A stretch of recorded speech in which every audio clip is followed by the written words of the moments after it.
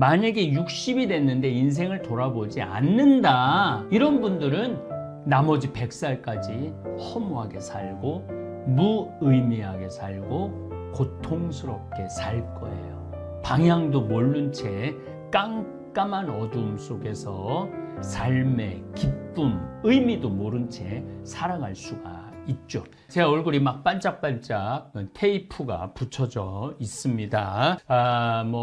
이렇게 제가 이제 나이를 먹으면서 자꾸 넘어지고 부닥치고 하는 게 많아졌어요. 그래서 아프리카를 다니면서 제대로 이렇게 꼬맬 수도 없고 그런 상황이라 그동안 이 이마에 있는 상처를 방치하다가 이제 나이가 60이 된 기념으로 요 상처를 좀 없애야 되겠다 하면서 이렇게 피부과를 들렀는데 귀양 상처, 이마에 난 상처, 눈썹에 난 상처 고치면서 점까지 빼라고 그래갖고 검버섯도 있고 그래갖고 점까지 빼서 테이핑을 지금 하고 있습니다. 뭐가 반짝반짝. 그래도 여러분들 이해해 주시고 용서해 주시기 바랍니다. 아마 이제 인생이 보통 제가 크게 이렇게 인생을 나눠요. 1살서부터 보통 11살까지, 1살서부터 11살까지는 어린 시기죠. 12살, 초등학교 6학년 때까지를 제가 보기에는 한 시기로 봐요. 한 시기로. 물론 거기엔 뭐 유아기, 뭐 유소년기 여러 가지 구분이 있지만은 이때 사랑을 많이 받고 삶의 경험이 많은 아이들, 특별히 아버지하고 많이 산으로 둘로 엄마하고 맛있는 음식 먹고 이렇게 자란 아이들은 굉장히 밝게 자라죠. 그런데 그때부터 엄마가 비교하고 아빠가 비교하고 뭔가 계속 경쟁적인 거, 어떤 목표를 세우고 아이를 괴롭히면 아이들은 삐뚤어지기 시작해요. 그렇게 한 번 삐뚤어진 애들을 잡는 거는 불가능해요.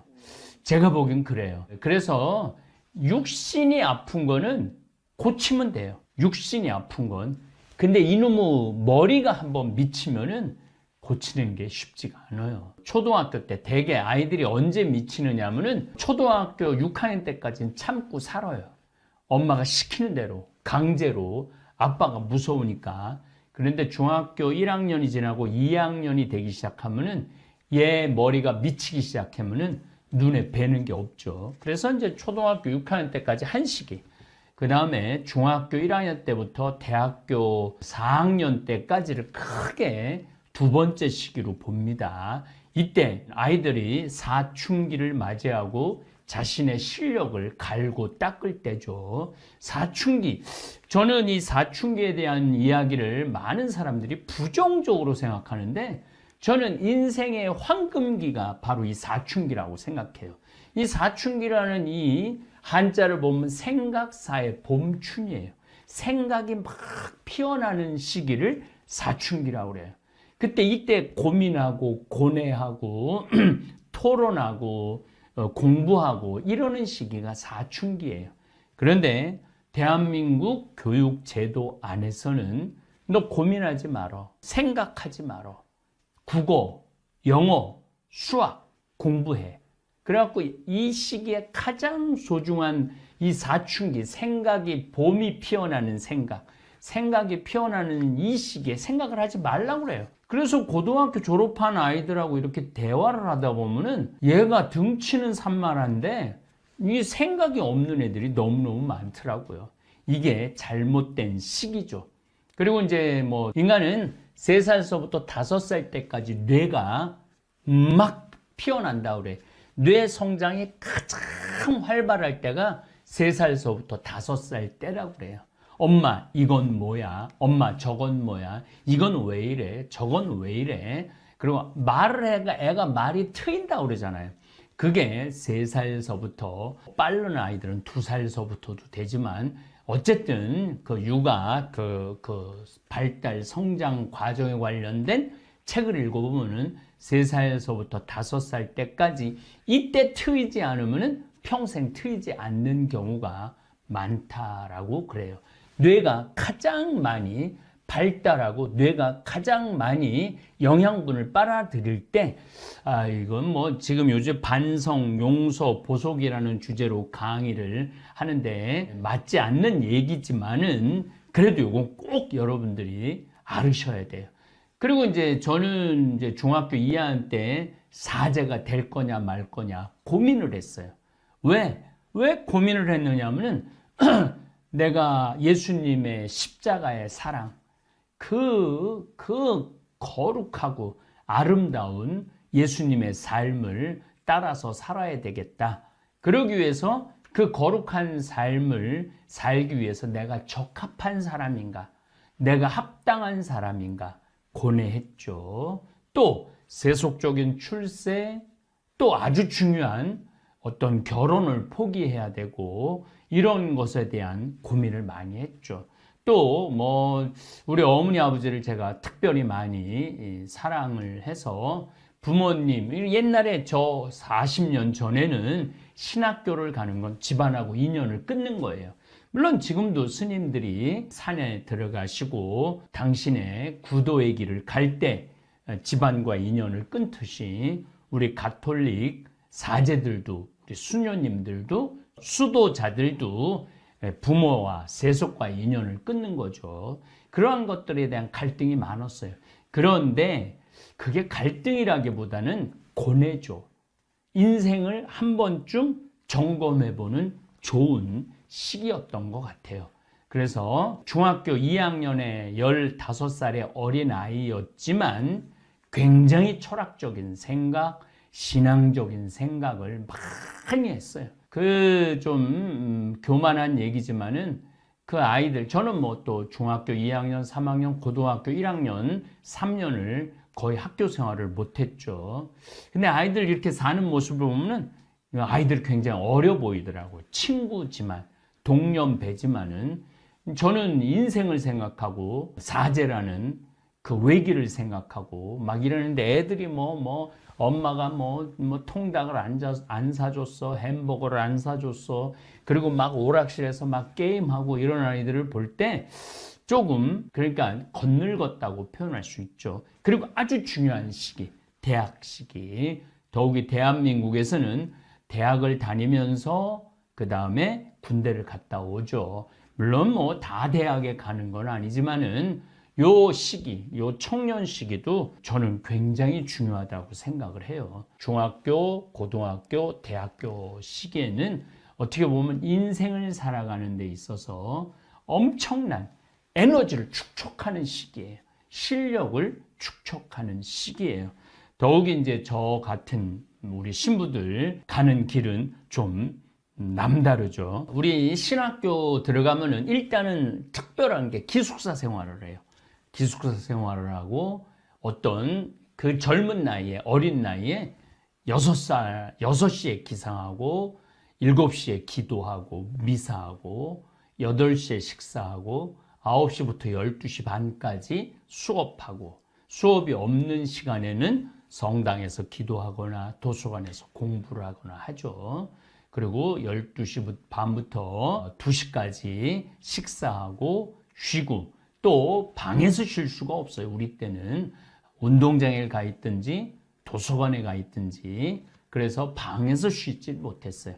2시부터 5시까지 또 공부를 하거나 수업을 하거나 또 특별한 동아리 활동을 하거나 그랬죠. 또 한 5시 반부터 6시까지 기도, 그리고 6시부터 7시까지 식사, 7시부터 8시까지 또 기도, 8시부터 밤 10시까지 공부를 하거나 기도를 하거나 그랬죠. 그리고 이제 10시 반에 취침을 하고 이런 생활을 6년 동안 했어요. 기숙사 생활을. 일반 육군사관학교도 4년, 일반 경찰대학도 4년 이렇게 하는데 우리는 6년이라는 시간을 그렇게 기숙사 생활을 했어요. 거기에 학부, 보통 일반 대학보다도 학점이 훨씬 많죠. 보통 30학점. 그러니까 한 학기에 한 30시간을 공부하니까 어떻게 보면 막 고등학교 같이 공부를 많이 했어요. 철학, 동양 철학, 서양 철학 공부 많이 하고, 또 불교학, 무속학, 사회학, 인간학, 사람에 대한 공부를 많이 했죠. 3학년, 4학년 때는 본격적인 신학 공부를 하고 그 다음에 5학년, 6학년, 7학년, 7년이었네요. 보니까 7학년까지 이제 사목, 사제, 세상에 나가서 어떻게 사목을 해야 되느냐. 그래서 혼인에 관련된 이야기, 또 어떤 성에 관련된 이야기, 그 다음에 사목에 관련된 이런 것들을 공부를 많이 하죠. 그러니까 저뿐만 아니라 일반 세상에서 다니는 우리 친구들도 뭐 고등학교 졸업하고 군대 갔다 오고 바로 직업전선에 뛰어드는, 뭐 직업전선에 뛰어들기 전에도 어쨌든 제가 보기에는 실습하는 시기라는 생각을 해요. 그래서 우리 같이 사제가 되기 위해서는 7년의 교육 과정을 거치는 경우도 있고 4년 대학 과정을 거치는 경우도 있고, 요즘은 또 스펙 쌓는다고 잠시 언어 연수들도 많이 갔다 오고 그러죠. 뭐 어쨌든 이런저런 연유로 방황도 하고 공부도 하고, 이게 제가 보기에는 한 30살까지 되는 것 같아요. 그래서 이제 30살서부터 본격적으로 결혼도 하고, 우리 신부들은 신부도 되고, 그래서 이제 30살서부터 제가 보기에는 어떤 사람들은 50살, 어떤 사람들은 60살, 뭐 출세하는 사람들은 60살까지 공무원이나 경찰이나 군인이나 또 안정적인 직장 생활하는 사람들은 60살까지 하고, 그렇지 않으면 일반 기업이나 회사는 굉장히 불안정하죠. 어쨌거나 60살이 되면은 아이들도 다 키워요. 아이들도 다 키우고 성장도 하고 본인의 삶, 그러니까 자식을 위한 삶, 먹고 살기 위한 삶에 쫓기죠. 그리고 이제 60이 되다 보면은 인생의 대전환점이 옵니다. 어떤 대전환점이 오느냐 하면은 이제 정년퇴직도 해야 되고 자식들도 다 떠나고 이제 덩그러니 누구만 남느냐? 본인만 남아요. 물론 이제 아내도 있고 남편도 있고 하지만은 이제 본인이 남는 시간이에요. 본인하고의 어떤 싸움의 시간이에요. 그런데 어떤 사람은 그 본인하고 삶을 충실히 하고 또 자기가 스텝이라고 그러죠. 자기가 요 나이 땐 내가 뭐 결혼을 하고 요 나이 때는 전세에서 아파트를 갖고 아파트에서 조금 여유가 있으면은 건물을 하나 사고 땅을 사고, 또 어떤 경우는 나는 시골에 귀농을 하고 뭐 나 개인적인 개발을 하고 뭐 여행을 다니고 여러 가지 하여튼 것들을 하다가 60이 되면은 뭔가 인생의 전환점이 옵니다. 60, 바로 제가 60이에요. 내 인생의 전환점. 저뿐만 아니라 60을 맞이하는 사람들의 공통적인 생각이라는 생각을 합니다. 그럴 때 한번 인생을 돌아보죠. 인생을 돌아보게 돼 있어요. 만약에 60이 됐는데 인생을 돌아보지 않는다, 이런 분들은 나머지 100살까지 허무하게 살고 무의미하게 살고 고통스럽게 살 거예요. 방향도 모른 채 깜깜한 어두움 속에서 삶의 기쁨, 의미도 모른 채 살아갈 수가 있죠.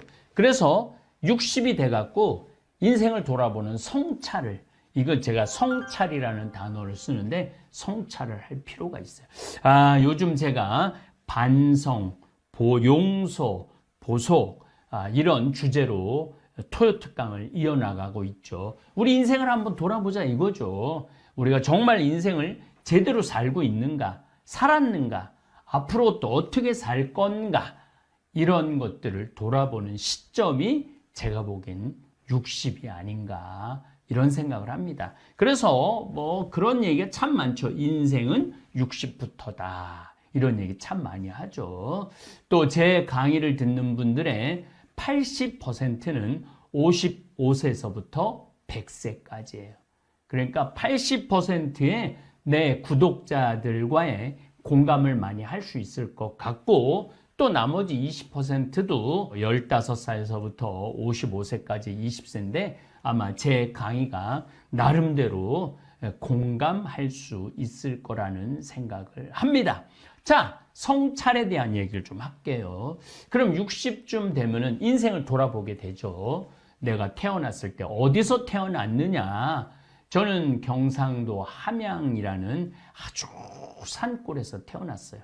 부모님은 아주 부유하지 않았지만은 그래도 논 5만지기를 갖고 농사를 짓고 그저 먹고 사는 아주 순박한 농사꾼이었죠. 부모님은 3남 1녀 중에 나는 막내로 태어났고 어머니 아버지가 특별히 어머니가 제가 65년생이니까 그때 서울로 자식들 교육을 위해서 그래서 이제 저도 7살에 수원으로 올라왔죠. 수원으로 올라와서 수원에서 이제 생활을 하게 됐죠. 수원에서 초등학교 다녔어요. 수원 영화초등학교라고 지금도 이제 옛날 생각이 나갖고 그 초등학교에 한번 30살에 한번 가보고 40살에 한번 가보고 얼마 전에도 한번 가봤는데 요즘은 다 문을 잠궈갖고 들어갈 수가 없는 시대가 됐어요. 그런데 하여튼 뭐 제가 30에 40에 50, 40까지 가봤는데 그 넓던 초등학교가 그렇게 좁아 보이더라고요. 그 크던 느티나무, 그 다음에 플라타나스 나무들도 조그매 보이더라고요. 참 그러면서 만감이 교차됐어요. 그리고 이제 중고등학교 성당 세례 받으면서 제 인생이 많이 바뀌었죠. 그리고 신학교도 가고 신부로 이제 30년을 살았어요. 근데 이렇게 인생을 돌아보면서 성찰을 해보니까 잘한 것보다 죄가 훨씬 많아요. 정말로 열심히 했던 것보다는 게으른 게 훨씬 많았어요. 그런데 자, 오늘 여기까지만 얘기하고 자, 자기 인생의 성찰을 좀 60에 해야 되는데 어떤 사람은 성찰이 가능한 사람이 있고 어떤 사람은 성찰이 불가능한 사람이 있어요.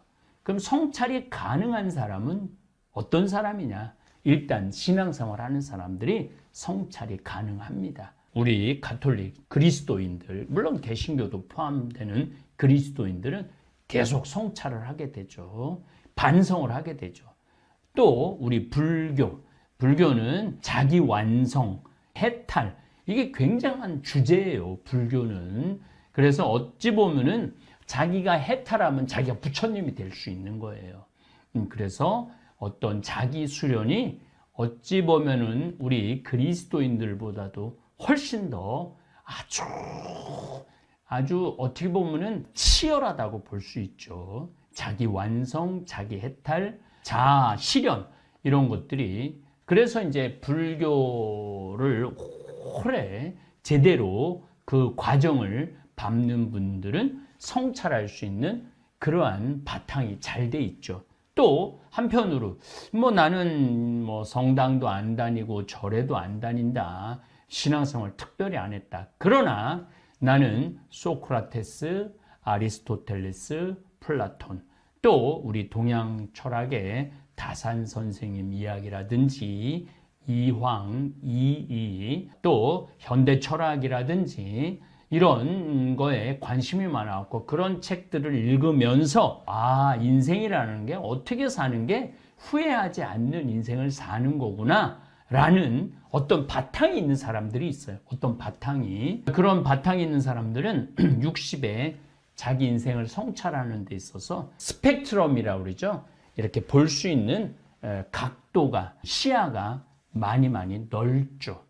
또 한편으로는 신앙생활도 안 하고 또 철학책도 안 읽고 또 고전 소설책도 안 읽고 아무것도 안 하고 돈 버는 데만 죽어라.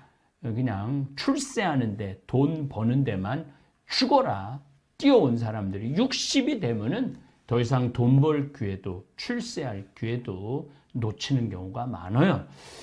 이제 조금 있으면은 국회의원 선거가 있는데 저는 그 국회의원 선거할 때 유세하는 분들 또 국회의원 선거 주위에 있는 수많은 똑똑한 나름대로 성공한 사람들을 보면은 짠한 마음이 많이 들어요. 물론 이제 당선돼도 자기 소신을 국회에서 펼치는 게 쉬운 게 아니에요. 또 떨어지는 사람은 떨어져서 괴롭고 사업을 하다가 사업을 이제 접을 나이가 됐을 때 좌절감, 상실감도 있고 뭐 이런 것들이 다 어우러졌을 때 배신도 당하고 실패도 경험하고 부도도 맛보고 이런 것들이 어우러져 갖고 인생을 한 번쯤 돌아보는 나이가 이제 60이 아닌가 그런 생각을 합니다. 이 강의를 듣는 분들 중에 나는 신앙생활도 안 한다. 성서도 안 읽는다. 불경도 안 읽는다. 절에도 안 간다. 그리고 뭐 물론 그 외에도 참선을 하거나 뭐 난 아무것도 안 하고 돈만 이제까지 벌어왔다. 자식 키우는 데만 일생을 바쳤다. 나라는 인간에 대한 자아실현이라고 그러죠. 나는 도대체 누구고 나는 어떻게 살아왔고 앞으로 남은 40년, 이제 60 되신 분들은 40년을 더 살아야 돼. 40년이 결코 짧은 인생이 아니에요. 어떻게 보면 인생의 가장 긴 시간이죠. 1살에서부터 초등학교 6학년 때까지 12살. 중학교 1학년부터 대학교 졸업할 때까지 어떻게 보면 이 17년 그 제2의 인생. 30살에서부터 60살까지 제3의 인생. 60살에서부터 100살까지 제4의 인생이에요. 그런데 이 40년이라는 어마어마한 시간이 남아있을 때 여러분들은 과연 나는 나머지 40년을 어떻게 살아갈 것이냐. 이 나머지 40년을 잘 살기 위해서는 지나온 60년을 성찰할 필요가 있어요. 정말로 성찰할 필요가 있어요. 그리고 나의 인격은 어느 정도인가. 나는 이제까지 뭘 하고 살아왔는가? 무엇을 위해서 살아왔는가? 내가 이제까지 해온 게 뭔가? 이런 것들을 정말로 성찰할 필요가 있어요. 그리고 가장 중요한 성찰은 뭐냐면 내가 이웃한테 잘못한 거, 죄를 저지른 거, 부모한테 죄 저지른 거, 아내한테 죄 저지른 거, 남편한테 죄 저지른 거, 자식한테 죄 저지른 거, 또 사회생활을 하면서 도덕적으로 어긋난 죄 저지르는 게 많죠. 게으른 죄, 사기, 도둑, 뭐 이기적인 거 너무너무 많죠. 그런 것들을 한 번쯤 성찰하고 점검할 필요가 있습니다. 그래서 제가 요즘 토요 특강으로 반성, 용서, 조두순을 과연 용서할 수 있을까가 첫 강의예요. 그 사람은 반성하지 않으니까. 그 다음에 용서, 밀양이 전도연 주연의 밀양이라는 주제를 가지고 용서에 대한 이야기를 했습니다. 이제 미션이라는 영화를 가지고 보석이라는 주제를 가지고 강의를 할 때 그럼 뭐하러 지금 60에 돼갖고 반성하고 용서하고 이해하고 화해하고 그래야 되느냐. 이게 한 번쯤 여러분 인생에 정리가 돼야 돼요. 한 번쯤 고뇌해야 돼요. 3개월이든 6개월이든 1년이든 아니면은 자서전을 써보든지 자서전까지는 자신 없어도 난 정말 이제까지 잘 살아왔는가, 후회 없는 삶을 살아왔는가 이런 생각을 하실 필요가 있어요. 그리고 그게 어느 정도 되면은 만족도 있지만 반성해야 되는 부분도 있어요. 저 자신도 참 반성할 게 많은 인간이에요. 반성할 게 너무너무 많은 인간이고 용서를 구할 때가 너무너무 많아요. 하느님한테도 용서를 구해야 되고 부모님한테도 용서를 구해야 되고 또 내가 이제까지 살아오면서 만난 많은 사람들한테 용서 구하고 싶어요. 정말 용서 구하고 싶어요. 너무너무 나약한 인간이었기 때문에.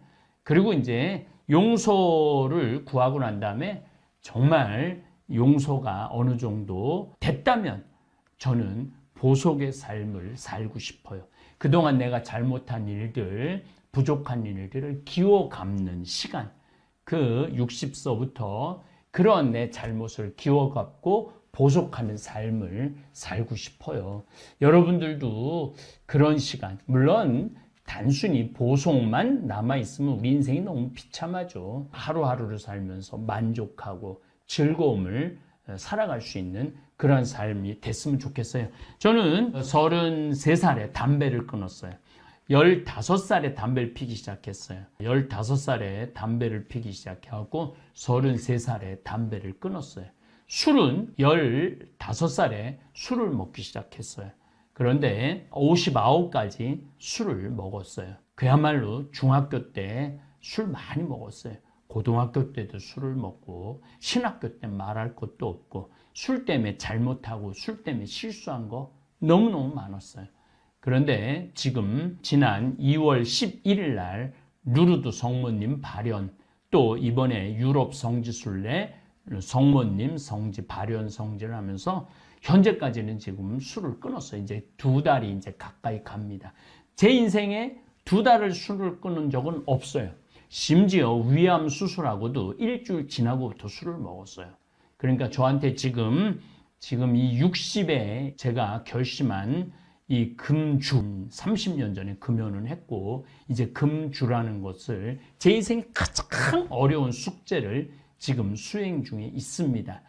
그런데 요즘 굉장히 생활이 기뻐요. 즐겁고 저 자신을 한 번쯤 돌아볼 수 있고 제 자신의 건강을 챙길 수 있는 그런 좋은 시간이 되고 있어요. 여러분들도 욕심을 끊든지 미움을 끊든지 분노를 끊든지 욕정을 끊든지 아니면 나같이 술을 끊든지 뭔가 이 60의 전환점을 맞이하시기를 바랍니다. 자, 이제 우리가 60까지 살아왔다면 1살서부터 초등학교 6학년 그게 한 기야. 그게 12년, 13년이에요. 그 다음에 14살서부터 중학교 때부터 30살 때까지는 그야말로 청춘을 불살려는 실력을 쌓는 그런 시기예요. 그리고 인생을 어떻게 살아가는 밑바탕의 시기에 그 시기를 충실하지 못했던 분들은 30살서부터 60살까지 굉장히 힘들게 살겠죠. 또 30살서부터 60살까지 결혼하고 애 낳고 아이 키우고 나름대로 먹고 살고 출세하고 재산 모으고 했다면 60까지 살았다면 이제는 다 꺾이는 나이예요. 건강도 꺾이고 사회적인 생활도 꺾이고 부모로서의 역할도 꺾이고 그러는 나이가 60이 아닌가 그런 생각을 합니다. 자, 이제 60부터 100살까지 40년이 남아있는데 그 40년을 어떻게 살아갈 것이냐. 이 우리가 큰 숙제예요. 더욱이 다볼사이버 교우들에게는 저는 그 길을, 행복한 길을 안내하고 싶어요. 정말 만족하는 길을 안내하고 싶어요. 백성호 신부님이라고 제가 서울교구 신부님인데 존경하는 신부님을 며칠 전에 만났는데 툭 던지는 말이 저한테 아주 깨달음을 주는 말씀을 하셨어요. 이제 어떤 시대냐? 걸어도 100년, 누워도 100년의 시대가 왔다. 이렇게 얘기를 하더라고요. 그러니까 60살에서부터 자기 건강을 잘 관리하는 사람도 100살을 살게 돼 있고 자기를 관리하지 못하는 사람들, 건강을 관리하지 못하는 사람도 100살까지 산다는 거예요. 그 맞는 얘기예요. 치매가 70에 걸려도 10년, 20년 동안 약으로 살면서 100살까지 가는 사람들 많아요. 당뇨가 걸려갖고 손도 자르고 눈도 멀고 발도 자르고 그래도 100살까지 사는 사람들 많아요. 중풍이 와갖고 팔다리 반신 마비가 와갖고 절면서도 약이 좋아갖고 100살까지 사는 사람들 많아요. 자, 우리 다볼사이버 교우들은 걸어도 100년, 누워도 100년을 삽니다. 자, 어떻게 사시겠어요? 걸어도 100년을 사시는 게 훨씬 좋죠. 보람도 느끼고 의미도 찾고 하루하루가 정말 행복한 하루. 물론 그 전제가 바로 반성하고 용서를 청하고 회개를 하고 보속의 삶을 사는 이 기본적인 것들을 밟을 때 여러분들의 삶은 충만하실 겁니다. 오늘 나는 나의 삶을 돌아보며 내가 저지른 실수와 내가 할 수 있었던 선택들에 대해 많이 생각한다. 그리고 나보다 한 살이라도 젊은 이들에게 나는 이렇게 말하고 싶다. 인생은 빠르게 지나간다. 오늘의 선택이 내일의 삶을 결정한다는 것을 잊지 말라. 그리고 가장 중요한 것은 늘 사랑하는 사람들과 시간을 보내고 감사하는 마음을 잊지 않는 것이다. 여러분, 우리나라의 70세 이상 노인들 중 무려 40% 넘는 인구가 일을 하고 있다는 사실을 알고 계신가요? 이렇게 노인이 돼서도 일하는 분들은 전부 다 자신이 이 나이까지 일을 할 줄은 꿈에도 몰랐다고 하십니다. 미국에서는 이렇게 늙어서도 일하는 노인들이 충격적이라 뉴스에 나오기까지 했죠. 이렇게까지 비참한 노후를 보내는 노인이 많은 한국이지만 이보다도 더 비참하고 참혹한 노후를 보내는 나라가 있습니다. 영상의 제목을 보고 오셔서 다들 아시겠죠? 맞습니다. 바로 일본입니다. 일본은 우리나라보다 먼저 노인 인구수가 폭발적으로 늘어났고 심지어 일본의 젊은 세대는 일을 하지 않기 때문에 자식이 부모를 부양하는 경우도 거의 없다고 합니다. 그렇기 때문에 자연스럽게 정신을 똑바로 차리고 자기 몫을 남겨둔 부모 세대는 그나마 편안한 노후를 보내지만 자식을 믿어 내 노후를 돌보지 못하거나 노후 대비를 해놓지 못한 노인들은 정말 비참한 노후를 보내고 있죠. 오늘 나눔 철학에서는 이렇게 비참한 노후를 보내고 있는 일본의 노인들의 모습과 그런 모습을 보고 반면교사로 삼아 어떻게 노후를 대비하면 좋을지 3가지 방법에 대해 여러분에게 알려드리려고 합니다. 비참한 노후를 막는 3가지 방법을 말해드리기에 앞서 먼저 후회로 가득 찬 인생을 보냈던 일본의 한 노인의 사연을 들려드리고자 합니다. 나는 지금 75세 도쿄의 한 조그만 아파트에서 홀로 살고 있다. 매일 아침 오래된 시계가 울리면 깊은 한숨과 함께 하루를 시작한다. 건강 문제는 나를 항상 괴롭힌다. 특히 관절염은 내 일상생활에 큰 지장을 준다. 그럼에도 불구하고 나는 매일같이 파트타임으로 슈퍼마켓에서 일한다. 손님들 앞에서 미소를 지으며 무거운 물건을 나르는 일이 내 늙은 몸에는 큰 부담이다. 경제적인 어려움은 더욱 가중된다. 은퇴 후 받는 연금만으로는 생활비와 끊임없이 쌓이는 의료비를 감당하기 어렵다. 생활을 하며 조금씩 저축만 해도 예상치 못한 건강 문제로 그 돈마저 바닥났다. 어쩌다 한번 늦은 밤 집에 돌아와서는 냉장고를 열어보지만 그 안은 항상 텅 비어 있다. 자식들에게 도움을 요청하고 싶은 마음이 굴뚝 같지만 그들 역시 자신의 가정과 경제적 어려움으로 인해 나를 지원할 여유가 없다는 것을 잘 안다. 나는 그들에게 경제적 부담을 주고 싶지 않아 이러한 상황을 그들에게 말하지 않는다. 대신 건강하다고 잘 지내고 있다고만 말한다. 또한 매일 아침 거울을 보며 나이 들어가는 내 모습을 바라보는 것은 마음이 아프다. 거울 속에 비친 내 얼굴에는 시간의 흔적이 깊게 패여 있다. 그 흔적 속에는 노력과 실패, 기쁨과 슬픔이 공존한다. 하지만 가장 깊은 것은 노년의 외로움과 고독이다. 이제 내 몸은 슈퍼마켓에서의 길고 힘든 하루를 견디기엔 너무 병들었다. 나는 때때로 젊은 동료들과 이야기를 나누지만 그들의 세대와 나의 세대 사이에는 깊은 간극이 있다. 나는 그들에게 경험과 지혜를 전달하고자 하지만 나의 말이 그들에게 얼마나 닿는지 모르겠다. 그럼에도 불구하고 나는 나의 일을 통해 여전히 사회의 일원임을 느끼고자 한다. 집으로 돌아와서는 텔레비전 앞에 앉아 조금의 위안을 찾는다. 하지만 텔레비전 속의 밝은 이미지들은 나의 현실과는 너무나도 동떨어져 있다. 나의 저녁 식사는 간단하다. 때로는 라면이 전부일 때도 있다. 나의 삶에서 사치는 이미 오래전에 사라진 단어다. 하지만 이렇게 힘든 생활 속에서도 나는 여전히 작은 행복을 찾으려 노력한다. 공원을 산책하며 계절의 변화를 느끼거나 오래된 친구와의 전화통화에서 위안을 찾는다. 그러나 이런 순간들도 점점 드물어져 간다. 친구들도 이제 때가 된 것이다. 오늘 나는 나의 삶을 돌아보며 내가 저지른 실수와 내가 할 수 있었던 선택들에 대해 많이 생각한다. 그리고 나보다 한 살이라도 젊은 이들에게 나는 이렇게 말하고 싶다. 인생은 빠르게 지나간다.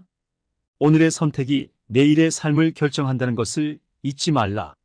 그리고 가장 중요한 것은 늘 사랑하는 사람들과 시간을 보내고 감사하는 마음을 잊지 않는 것이다.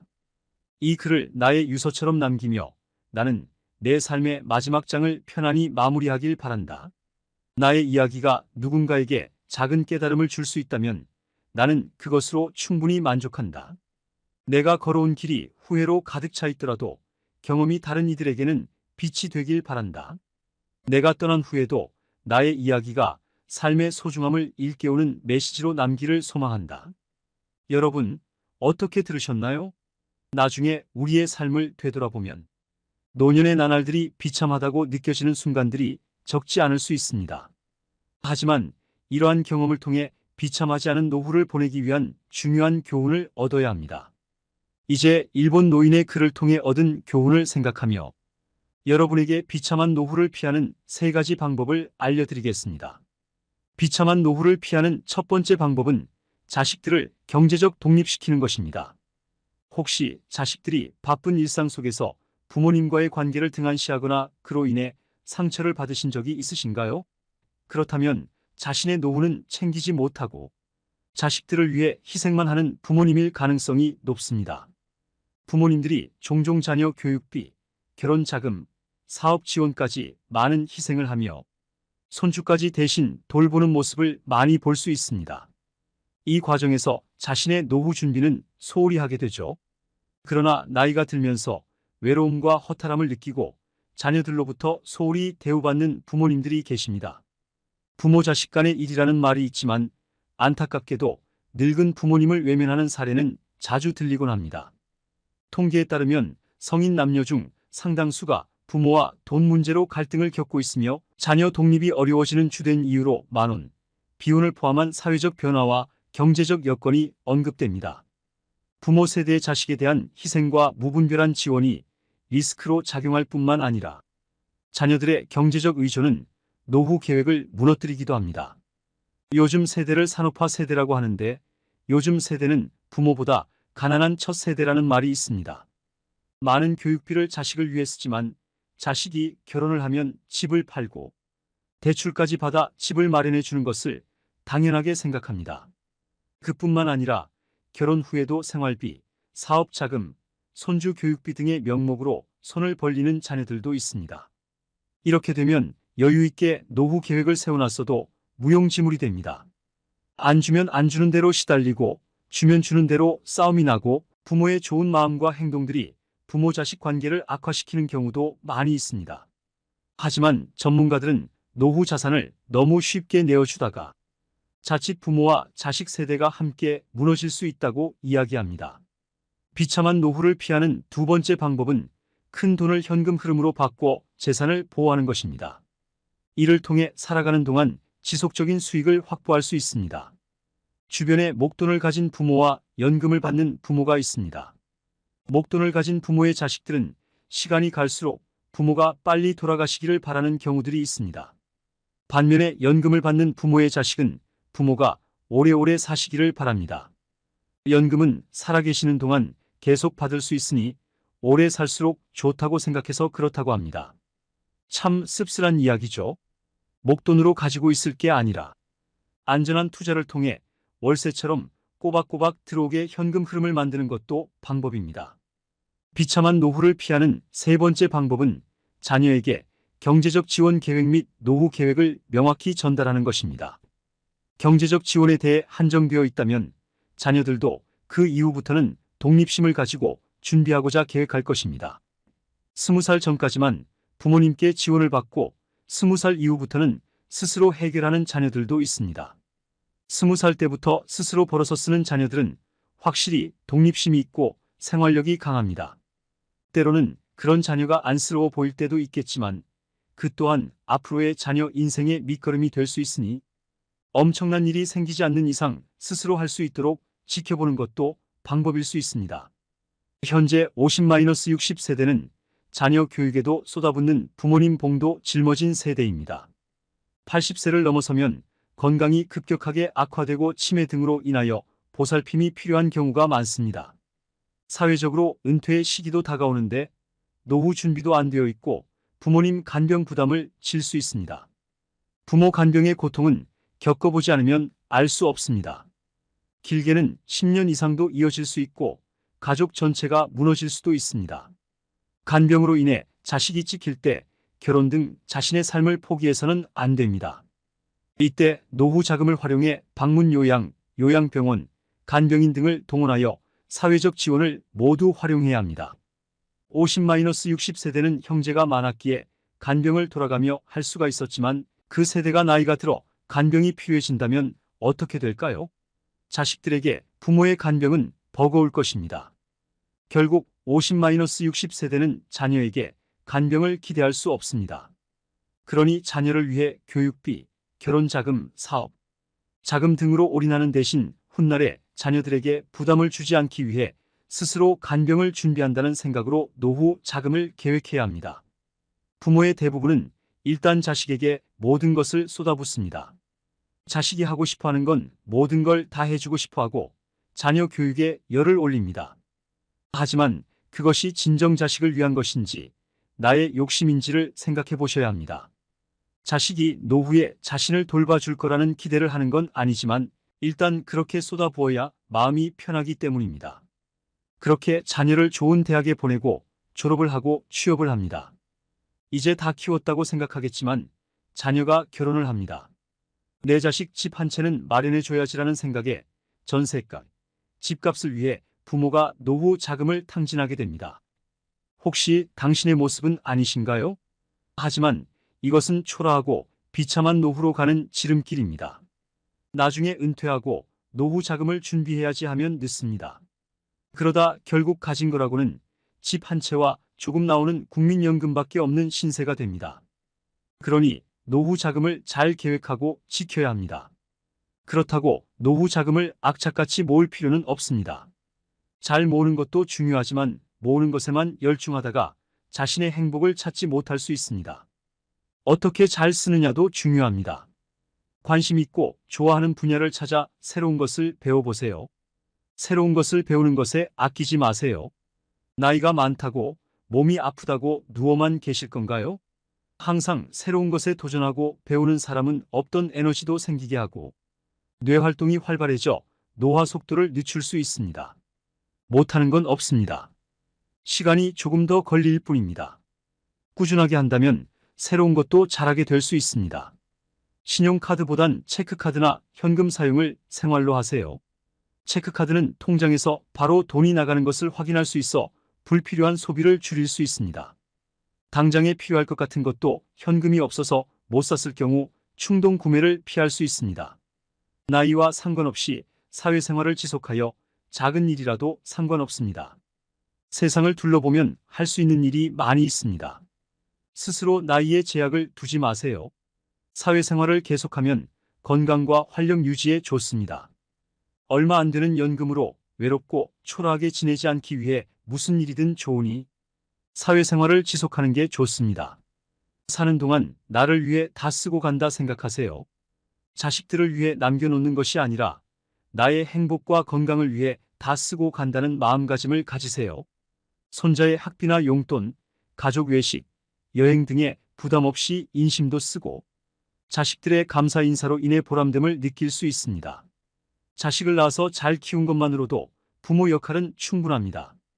자식이 손 벌렸을 때 서운해할까봐, 상처받을까봐 거절을 못하고 있는 돈 없는 돈 끌어다가 계속 지원해주면 자식은 경제적 독립도 못하고 또다시 손 벌리게 됩니다.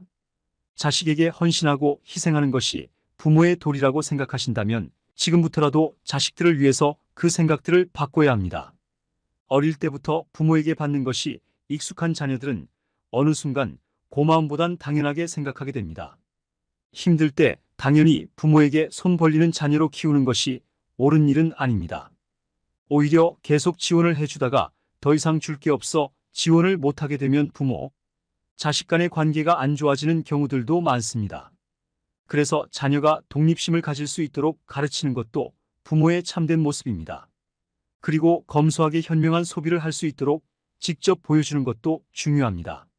사치품을 많이 산다거나 큰 돈을 아무렇지 않게 쓰는 모습을 보이는 것보단 계획하에 꼭 필요한 것에 소비를 하는 모습을 보여줌으로써 자녀들도 올바른 소비를 할 수 있도록 해주세요. 한 연구에 따르면 넉넉한 돈을 지원받는 자녀보다 적은 돈을 지원받는 자녀가 재산을 더 많이 모으게 된다고 합니다. 절제와 절약을 실천하는 부모의 자녀가 독립심과 검소한 가치관을 가지면서 부자가 될 수 있다고 합니다. 부모가 부자인데 부자가 되지 못한 자녀들은 왜 고소득을 올리면서도 많은 재산을 모으지 못할까요? 그들은 어려서부터 부모가 부유하다는 말을 끊임없이 들어왔으며 부모의 사치스러운 생활 방식을 그대로 모방하기 때문입니다. 부모가 부유하다는 사실은 자녀에게 전혀 도움이 되지 않습니다. 자녀가 올바른 가치관이 생길 때까지는 그 사실을 모르는 게 오히려 도움이 될 수 있습니다. 그리고 성인이 되면 경제적 독립뿐만 아니라 육체적 독립, 정신적 독립도 함께 되어야 합니다.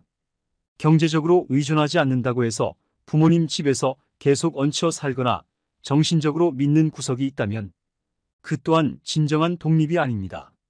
경제적, 육체적, 정신적 독립도 함께 되어야 자녀의 진정한 독립이 될 수 있으며 자립심이 생길 수 있습니다. 부모는 자녀가 걱정되고 불안한 마음이 있을 수 있지만 항상 부모의 울타리 속에서만 살 수는 없습니다.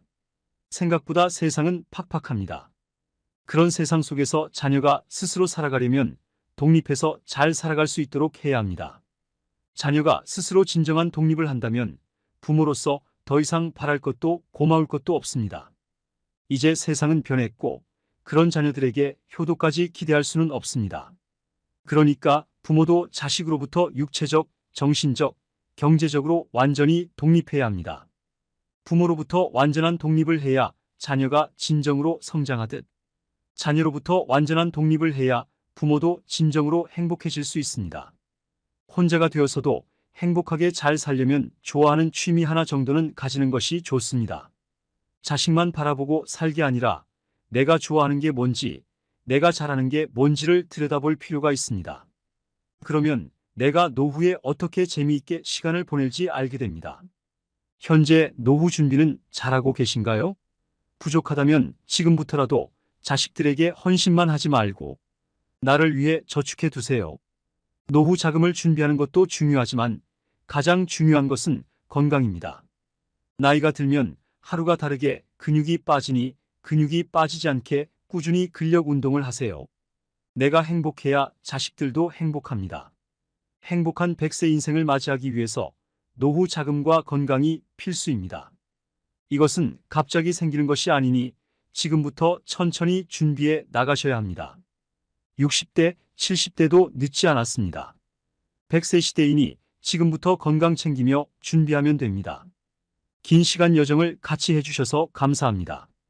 여러분의 인생에 늘 행복이 함께하길 바라겠습니다. 나눔 철학이었습니다.